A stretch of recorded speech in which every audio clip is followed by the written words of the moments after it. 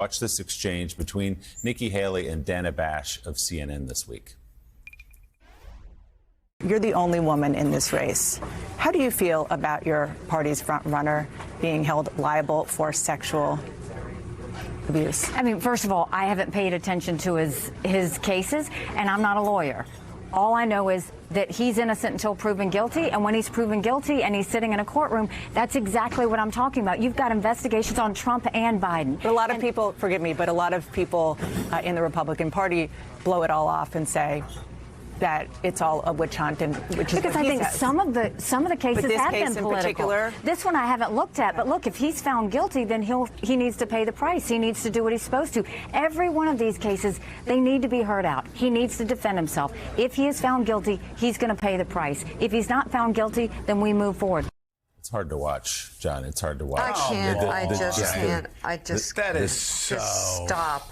Yeah. And no comment. I haven't been following it. I'm not a lawyer. You don't have to be a lawyer to understand what's happening here. And again, guys, we hear the equivalency. Well, there are investigations on Biden, too. Nikki Haley, of course, knows better that there's no equivalency between what Joe Biden is being accused of, investigated for without evidence, and the myriad 91 felony charges against Donald Trump. He is in court where the judge said he raped a woman. And Nikki Haley says, I've not been following the case. That's a classic Marco Rubio move. I haven't been following.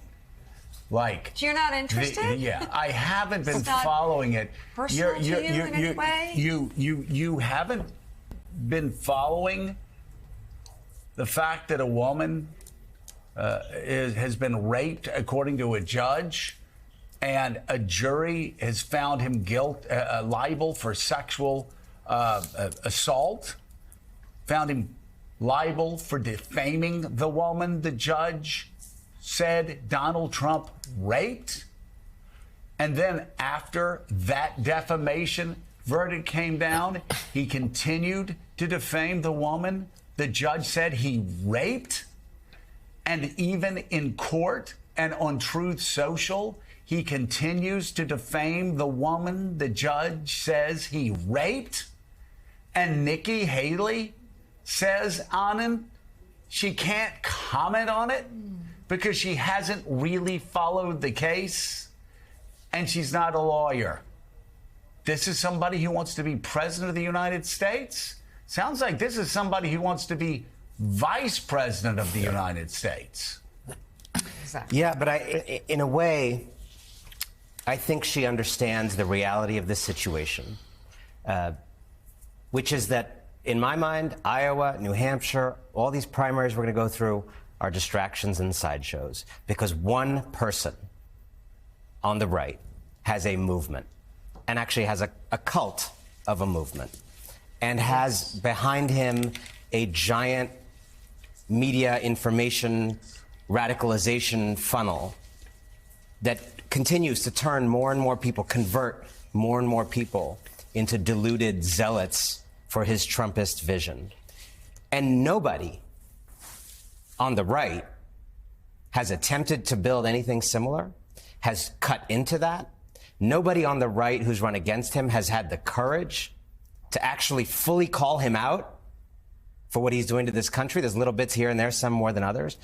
And frankly, nobody on the left is adequately thinking about how to build a movement that is as powerful, forceful, emotive as what he's built. And so all of these things from my point of view, the diners and all the things that we all used to cover as the kind of trappings of this process, I think we're living in a new century and a new country when it comes to this political moment, and we have to adjust to the new reality of living in a kind of anti-democratic, mass movement with a mass movement leader who wants to be a self-professed dictator, it is new territory. It's new territory, and it must be said, Trump is the most dominant political figure we've seen in a long time in this nation's history, and he does have a movement behind it. It's a movement that has a ceiling at some point, but he has a movement, and there's no one in the Republican Party who's been able to take that from him. And I think what we just saw, Joe Mika, there from Nikki Haley, this is a lot of Republicans have said to me in recent days that they wonder where the fire is, that they do wonder if she's trying to play for the VP slot. And she is, the Trump team knocks it down every so often, but she's on that short list of people that they've talked about. They do anticipate Trump will pick a woman, Kristi Noem, Carrie Lake, or some of the others in the mix, at least Stefanik. They wonder why, obviously her situation with her father is one thing, but they wonder why her schedule isn't stronger. They wonder why she's not taking questions. They wonder why she's not going after Trump. And we just got a pair of polls yesterday that show her 10-plus points down in New Hampshire. And if that happens, if she loses New Hampshire, I would argue if she loses New Hampshire at all, but certainly if she loses New Hampshire by double digits, it is game over. It's over. Nikki Haley, yes, the third contest is South Carolina. That's her home state. She's down about 30 or 40 points to Donald Trump in that state. She is going to lose her home state in embarrassing fashion. The question, frankly, becomes if she loses New Hampshire by 10 points, does she drop out ahead of South Carolina to save herself the embarrassment of being crushed in her home state? So if she wants to win the race, it has to be everything. Chips to the center of the table, New Hampshire, New Hampshire, New Hampshire. She's not doing it, and if she doesn't, the race is over. Well, it's just like the southern border deal. If you've got the best southern border deal in history for Republicans, and you've got a House Republican leadership that's opposing that bill, and that doesn't make sense. I always tell my kids, if something doesn't make sense, there's a reason it doesn't make sense. And so if Nikki Haley isn't doing what every other candidate in history would do, and that is just like what Jen said, you want to get momentum in New Hampshire, what you do is you thank people in Iowa, you get to a plane, you fly to New Hampshire, and you're standing on a flatbed in freezing cold talking to a group of people. And when the morning comes and the sun's rising, you're shaking people's hands as they're going into work. You're going into diners. You're sitting there. You're talking to them. You're all over the place. You're loving it. Answer every question. Nikki Haley, of course, and again, if you're just tuning in, we understand and we salute her for being with her father in the hospital. That's an important thing to do. Apart from that, she's doing nothing. That would suggest she actually wants to win New Hampshire, not answering people's questions at town hall meetings, not doing any of that. And so she's playing for second place. And I will say, along with what Annan's saying and what Jonathan Lemire is saying, Donald Trump does have a movement, right? But that movement, in the end, has all the success in general elections of the New York Jets. So you could say the New York Jets have a movement too, right? Because I'll look at all the people that come to New York Jets games, despite the fact they always lose in the end and always let people down in the end. You know, Willie, at the beginning of the season, they're strong starters.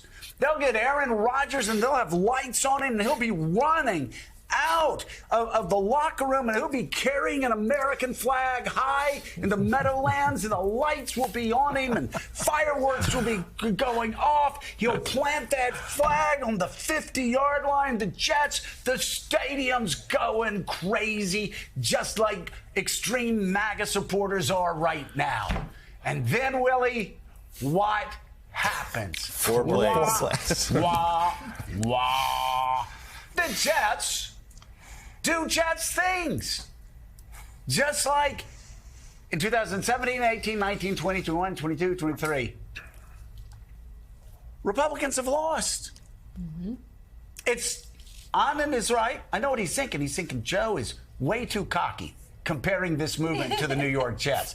But I'm saying, if you judge them by their seasons in 2017 to 2023, hard to separate, Mika, extreme MAGA Republicans from the New York Jets. Well, I'm going to take it back to Nikki Haley not answering questions. And I think one of the reasons is because she doesn't have a truthful, correct answer. And that answer with Dana Bash was really, as a woman, that hurt to watch.